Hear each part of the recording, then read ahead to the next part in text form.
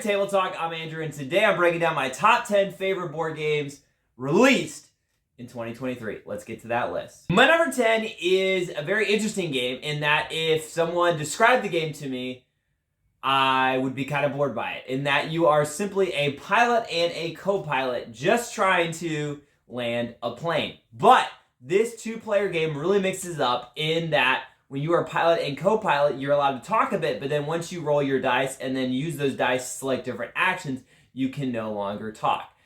I usually don't love two-player games because I like interaction, I like the stories that come from games, so I like a bigger group. But this two-player game adds an interesting component of you're not able to fully communicate about what you're doing.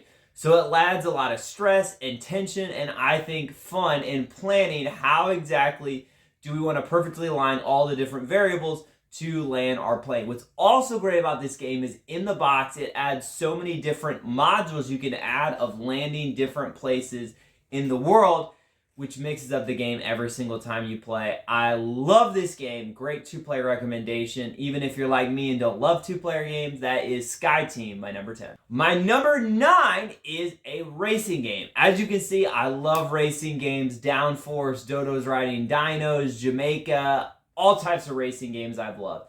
And this one I like because it really does feel like you are racing an actual race car, and that is Heat Pedal to the Metal. In this game, you will be playing down cards, trying not to have too much heat or stress on your engine as you try to go fast enough, but not too fast that when you go around those turns, you don't spin out. And what I love about this game is it gives you that authentic racing feel, but it plays very, very quick. A lot of times when board games try to be super accurate, it can get a little boring and very, very intricate, as I'm sure cars actually are in real life. But in this game, it gives you that quick playing feel, but also feels accurate to racing. What's also great about this is you can add AI, you can add a championship mode where you play multiple races, you can add weather, you can even draft your own upgrades, and all of these components make this, along with stunning art, a just fantastic racing game, and my number 9 favorite game of 2023, and that is Heat Pedal to the Metal. My number 8 is for those of you guys that, like me, love a good story. This game is just story in a box, super hilarious, and adds components of kind of Adventure Time, crazy cartoons, choose your own adventure, and kind of D&D into a very simple board game, and that is Freelancers. What I love about Freelancers is you can play with a small group or a huge group, and it plays about the same. It's also super simple as it's mainly focused on getting you into hilarious adventures with your friends. It gives you that feel of D&D of creating stories, but there's actually a strategic game behind it. That's why I've always struggled with D&D. I love the stories, but I still want there to be a game. And to me, D&D just feels like storytelling. So this gives you that game element, but it's also a really good introductory way to get someone into D&D, as you don't have to plan out all the stories or know all the complicated rules. You can just sit them down and play them a game of Freelancers. As great art, stories, as an app that helps you with that storytelling adventuring as you're placing your workers out as you get into different adventures, what they're going to do, where they're going to go, and upgrade your characters till you get the end of a few set adventures. A great game if you love storytelling and D&D or have wanted to get into it. That's my number 8, Freelancers. My number 7 is just like a simply 1.5 version of another game I've always really, really liked, and that is Dune Imperium Uprising. Now in this game, you are going to the planet of Dune, and Timothy Chalamet, Zendaya, the whole squad's there. They're on cards or characters you can play, as this is based on part 2 of the movies, as you are actually going down in the desert, riding sandworms and trying to battle it out for control of Arrakis. And what's cool about this game is throughout you are building up a deck in a deck building phase, but also battling and waging war while also placing out workers to go to different areas of planets and get different resources. So there's a lot of different components that a lot of people will love, and it is just simply an upgrade or slightly better version of the original game, which I already love. So if you love that, this makes it even better. I just wish it was an expansion so you didn't have to buy a whole new game. But here we are, and that is my number 7, Dune Imperium Uprising. My number 6 takes a cartoon I barely knew anything about, kind of looks ludicrous, and makes it into a really, really fun battle game, and that is Masters of the Universe Clash for Eternia. All I knew about Master Universe was like Skeletor, He-Man, Orko. That was about it. And I knew the characters in the world were whack, and if you go back and watch them, they're super cheesy. But this game does such a great job of adapting all of these wacky action figure cartoon characters that people grew up with in the 80s and turns them into very interesting characters that you get to play in different battle scenarios. As this game takes episodes and moments from the cartoon show and turns them into a battle, as one of you is the evil overlord with a bunch of minions and characters, and the rest of you are different heroes trying to battle out. Or you can switch it, so all the villain characters can play as the heroes, and the overlord can actually be the good guy. And what's great about this game is all of the characters upgrade throughout the game, but you get to choose kind of what pathway they upgrade. But also, it's very, very simple in its combat and different abilities. So it's not overwhelming, but it gives you a bunch of different characters to try and different scenarios and battles to wage. And the best way I can describe it is like when we were kids and we had action figures with all these battles. And it almost turns that feeling into a game as you're throwing boulders at each other, discovering ruins, whacking each other over the head with swords, and just all of those moments we had as kids turned into a tabletop experience. A great game that is Masters of the Universe Clash for Eternia. My number 5 favorite game is from a genre I always wanted to get into, but I tend to like simple games. So as interactive as 4X space games have always been, where you're exploring, exterminating each other, and 2 other X's, they were always way too much for me to play with my friends. So Last Light is a game that brings all of that, simplifies it, makes it where you play simultaneously, so that only takes an hour instead of like 5 hours like Twilight Imperium, and makes it still feel like you are exploring and exterminating and building up this space civilization, but in a much shorter and simpler time frame. That is why I love Last Light so much. It has great production, just a unique look as you have this spinning board of these planets, and it just makes an incredible interactive experience.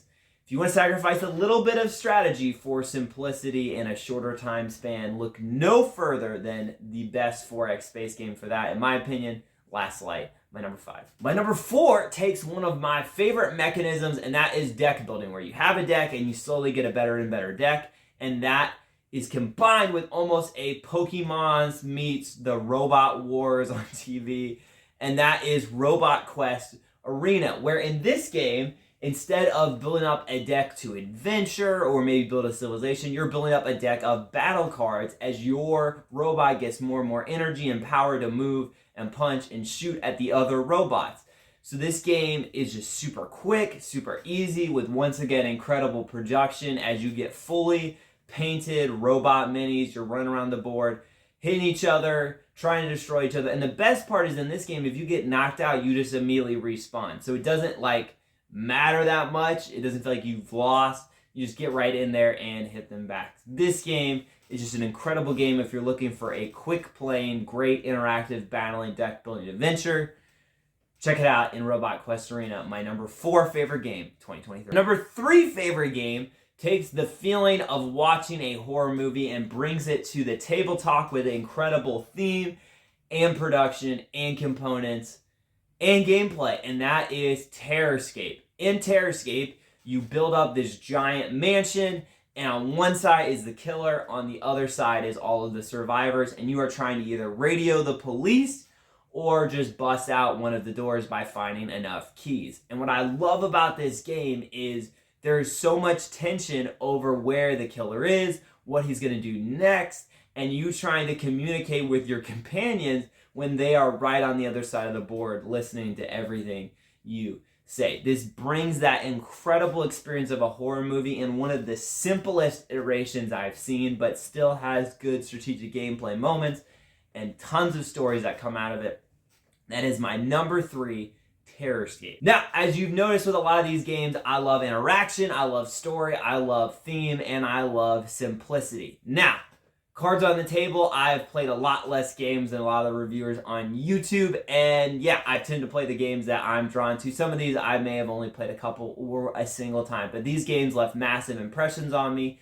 And if you are playing games and having great tabletop moments, look no further for a way to record those than the board game Memoir. This is a great coffee table book that looks stunning, but also doubles as a way to jot down and remember all of the scores and moments, pictures, and stories that have come from all the board games you've played, so you can look back and remember. It makes a great keepsake. So check out the link in the description if you want a gaming memoir of your own on Etsy.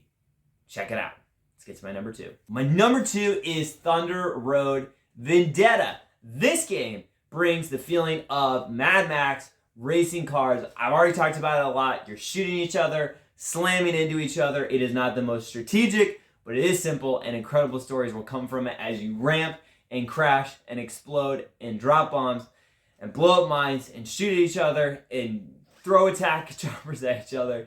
And this just brings that incredible feeling of chaos and fun to the tabletop. The great production and art. That is my number 2 favorite game of 2023, Thunder Road Vendetta.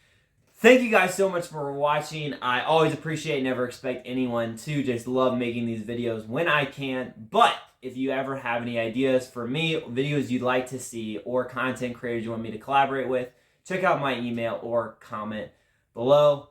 Let's get to my number 1. My number 1 favorite game of 2023 is a new iteration of one of my favorite games of all time, and that is Marvel Zombies. This takes the zombicide game where you are cooperatively with a group of heroes trying to escape wave after wave of zombies as you try to accomplish some type of mission and then get out of town. But what I love about Marvel Zombies is it adds that Marvel theme where you get to play some of your favorite heroes, and the zombies, especially the zombie heroes, are some of your favorite heroes turned zombies. So you can play either way. I recommend getting X-Men Resistance so you can play as the heroes. That's my preferred way of play, but if you get the core box, you can play the heroes as zombies, or if you get both, you can do either or, which doubles the replayability of all the characters you have. And what I love about this game is it is simplified and streamlined the game even more, where instead of constantly trying to search for weapons, your hero already comes with pretty good stats and attacks and abilities that you can upgrade over time, just like the original.